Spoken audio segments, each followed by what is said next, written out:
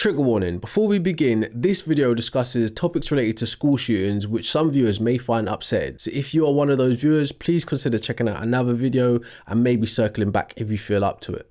As a gamer, I've witnessed games change over the last decade or so, with new technology and new ideas and even some really bad ones being rehashed. But I can tell you this, Call of Duty has changed a lot since World at War. It's no longer an arcade game about retelling historic events and giving you points for taking out the enemy. It's more about simulation now.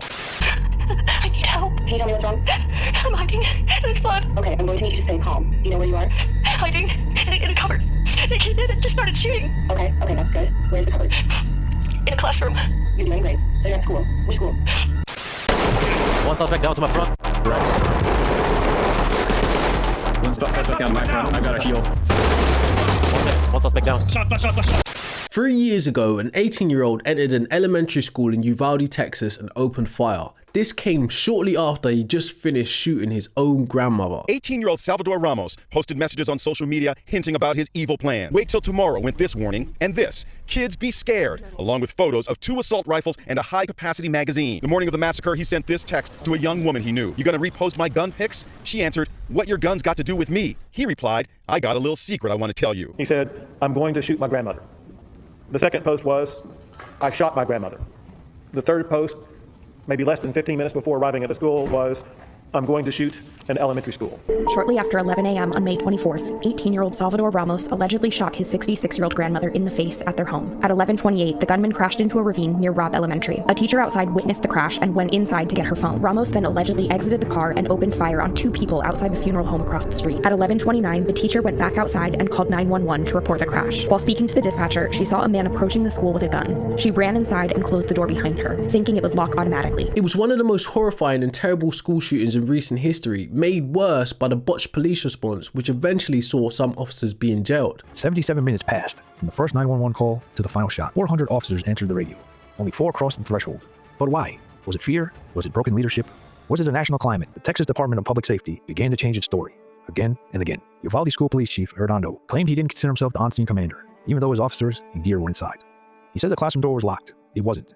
He said they were waiting for keys, but they had them. He said he was making decisions to preserve life, but the only people whose lives were preserved were outside the door. Former School District Police Chief Pete Arredondo facing 10 counts of abandoning and endangering a child, one for each survivor for intentionally, knowingly, recklessly placing them in danger back in May of 2022. For 77 agonizing minutes, teachers and students waited for help, while Arredondo, seen here outside the classroom, and other officers swarmed the halls, but delayed breaching that classroom where an 18-year-old gunman was hunting and shooting children. Court documents saying after being advised that a child or children were injured in a class, Arredondo failed to respond as trained to an active shooter incident. Also charged tonight, former officer Adrian Gonzalez, one of the first inside the school. We gotta get in there, he's keep shooting.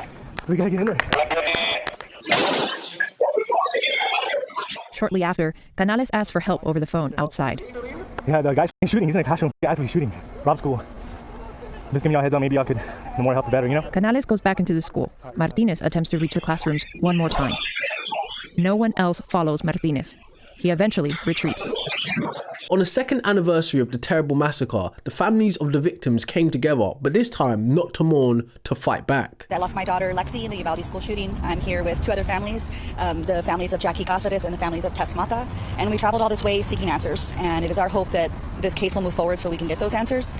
We appreciate that it's a complicated issue, so we're also thankful to the judge for hearing our case. They're trying to connect a chain of events from what happened in that school that day, back through the fellow that brought the firearm to campus and started shooting, back to how he got the gun, got interested in it, and so on and so forth. There have been so many factors, and every time we try to look more into those, the door gets shut. They are now suing 3 major companies which they say directly contributed to the events that took place. Parents sue Call of Duty, the most popular game series of all time, for glorifying the same gun purchased and used by the 18-year-old in Uvalde, and the tech companies that gave both platforms responsible in part for what happened at Robb Elementary. At the end of the day, what's happening right in front of your eyes is that one of the most massive and most profitable companies in America, Activision, that is reaping profits off of training kids to kill and addicting them and stealing their childhood, is trying to use a statute called anti-SLAPP. Anti-SLAPP is designed for the little guy so that they don't get crushed by corporations like Activision.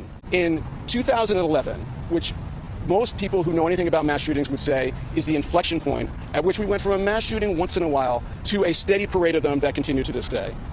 The point was when a Norway shooter took an assault rifle on an island and killed 77 people. July 2011, okay? You know what he said? He said he learned how to kill based on the best training simulator out there. Call of Duty: Modern Warfare. So this lawsuit can be broken down into 3 parts with the companies named and allegations levied against them. Part 1 is Meta, the parent company for Facebook and Instagram. The allegations surround algorithm and ads targeting minors. David Cole says both gun manufacturers and tech companies have federal laws that shield them from many of these type lawsuits. For Meta and Instagram, it's the Communications Decency Act, and a part of that considers tech companies no different than a power company that sends electricity through its lines. But one of the arguments that's developed in these cases is, no, you're not like the power company. You have algorithms that actually go into the flow of information on your site, and you adjust it and send it to people who you think are going to be more interested and want to interact with it more. Social media's role in radicalization and glorifying violence is under the microscope in this case, particularly around ads involving weaponry in America. Part 2 is the company Activision, which is behind Call of Duty. Allegations include glorification, training, and promotion of weapons. If they can show up, take a crack in that armor and get behind it, then they get to pursue discovery, then they get to build their case, then they go to trial, and that could really have some adverse consequences for the defendants. The claims are that first-person shooters desensitize young users and simulate combat experiences while glorifying weaponry that can then be bought. Part 3 of the lawsuit targets a company called Daniel Defense, which is a weapons manufacturer. The allegations surround accessibility and advertisement of their weaponry. Got a nice big wall of guns here. I'm just going to touch on each of these configurations. I'm going to start by showing you our P7P. This is actually a .556 caliber gun. It's got a 10.3 inch barrel with a SP Tactical SOP pistol brace, and this one actually has the lock tactical side folding adapter. So this is probably one of our most popular configurations right now. The claims concern gun safety laws, Second Amendment, and similar issues surrounding the Sandy Hook case. Joshua Koskoff represents 10 Newtown families suing Remington, the manufacturer of the AR-15 used to kill 20 children and 6 adults 3.5 years ago. The families claim Remington and its distributor were negligent in allowing the gun to get into the hands of a mentally ill gunman.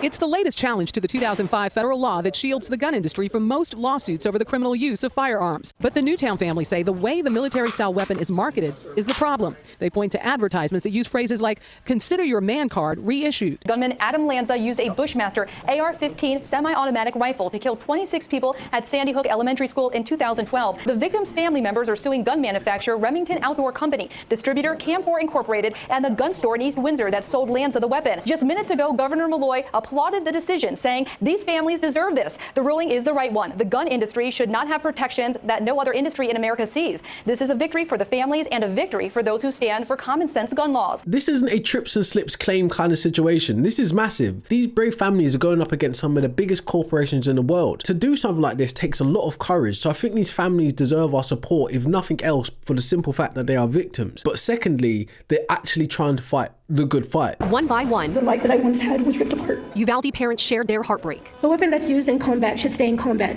not here on the streets. The fight for stricter gun laws, 4 months since the Robb Elementary School shooting. Joining Texas Democrats Wednesday morning, they again demanded stricter background checks, red flag laws, and raising the age limit to buy an assault weapon from 18 to 21. Being realistic here, if they're able to actually penetrate the iron wall that protects these corporations through how law is set up, they are likely to just settle out of court before it gets to trial. But if it does go to trial, this could mean some real changes in the industry, or at the very least, justice for the victims and restorative reparations. But this brings up 3 big questions I want to ask you. Leave in the comments before we continue in this video. Some things I think you should really think about. Number 1 is, are games like Call of Duty responsible for incidents like this? Number 2, should gun control laws be tightened or guns just straight up banned? And number 3, are social media companies and their algorithms responsible for pushing people towards extremism? Make no mistake, this was an act of terrorism, and every act like it should be thoroughly condemned, no excuses and no deflection. So those are the main parts of the story I think you should know about. Now I'm going to give you some of my personal opinions. Initially, when I heard the story, I wanted to jump to the defense of games because I'm a gamer and I've played these games before, but then I had to step back and I thought, you know what, there's actually a valid emotional and political side to this story too, because things like propaganda and extremism go hand in hand, and sometimes the things we enjoy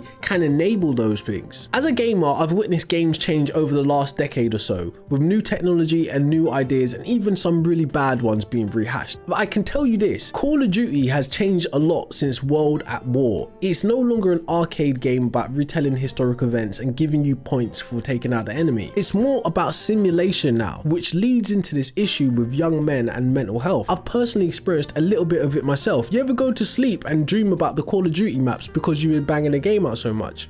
Not only that, I've seen it in friends, people who experience really bad mental health issues that surround some of the themes in the games. Remember when they used to flash the Illuminati sign in the Black Ops games? Like, things like that is that they lead to interesting places. So at this point in history, the actual ideas and themes in games haven't advanced as much as the technology that produces the games. At this time, the focus is highly on the quality of the graphics rather than the actual quality of the game ideas and game playability. For some users, this is all they care about. They want it to be as hyper-realistic as possible and actually feel as if they are in a simulation. But it does raise some interesting questions, especially when you look at an older game like America's Army, a game that was produced specifically to be a simulation to invite new recruits to join the US Army. So of course there are various ethical concerns when you're talking about making a simulation game to boost recruitment numbers, especially when you think about how many people may not actually use that simulation for the good of their country and potentially against the citizens of the country. Now I'm not saying that is the case, but the idea of hyper-realistic modern games paired with the ideology of military-industrial complexism, you know, like training simulators like what Hideo Kojima talks about, which we will talk about at some point in this video, it is kind of scary because you can change the mentality of a person and how they interact with the idea of warfare before they ever, if they ever, put boots on the ground. But don't get me wrong, I think there's definitely a link between games like Call of Duty and poor mental health in male teens especially, but it doesn't necessarily mean it leads to violence. Studies have been done on it and studies are still being done on it, and it's a bit of a grey zone. The findings so far suggest that it's not the game, but I do believe there are some outliers where they can be influenced, because just like anything, people used to get influenced by wrestling, so it's depending on the person. But I have had my concerns about first-person shooters ever since I played Metal Gear Solid and listened to what Kojima had to say about the military-industrial complex and how kids are being trained through VR missions. I'll play a clip. Where were you before Foxhound? Delta Force? I was part of the Army's Force 21 trials. Force 21? That's about tactical IT deployment, right? Any field experience? No, not really. So this is your first? I've had extensive training, the kind that's indistinguishable from the real thing. Like what? Sneaking mission 60, weapons 80, advanced VR, huh? But realistic in every way. A virtual grunt of the digital age, that's just great. That's far more effective than live exercises. You don't get injured in VR, do you? Every year, a few soldiers die in field exercises. There's pain sensation in VR and even a sense of reality and urgency. The only difference is it isn't actually happening. That's the way they want you to think, to remove you from the fear that goes with battle situations. War is a video game.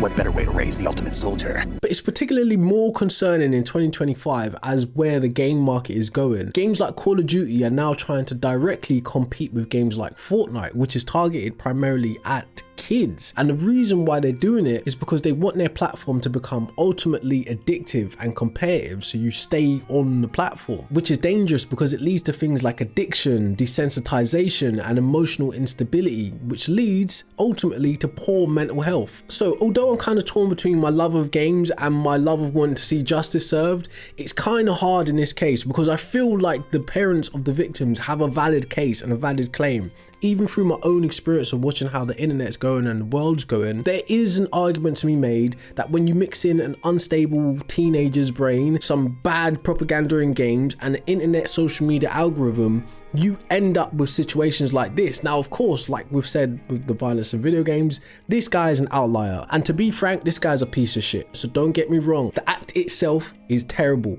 horrific, terrorism, in fact. But my love of games makes me a little bit suspicious about the propaganda from particular interest groups. But at the same time, I do think these parents are valid with the claim they're making, not only for the games, for social media and weapon manufacturers. But given that mixture of teens with poor mental health and then you put a gun in their hand and a system on their back, you're looking at some strange events at the least. So obviously this lawsuit may not fix everything, but at least it should shine some light on our systems and the issues in them where we're failing young kids, because it's potentially possible to prevent another situation happening like this if we can create some checks and balances and some like care for the kids so they don't end up down a path that the shooter took. I do support the families of the victims that have been left behind, and I do think they deserve justice, and I do think it's worth helping them pursue that justice to at the minimum see some change in the systems that also affect all of us. I'm not even American, but these issues could potentially affect me. But I will say this,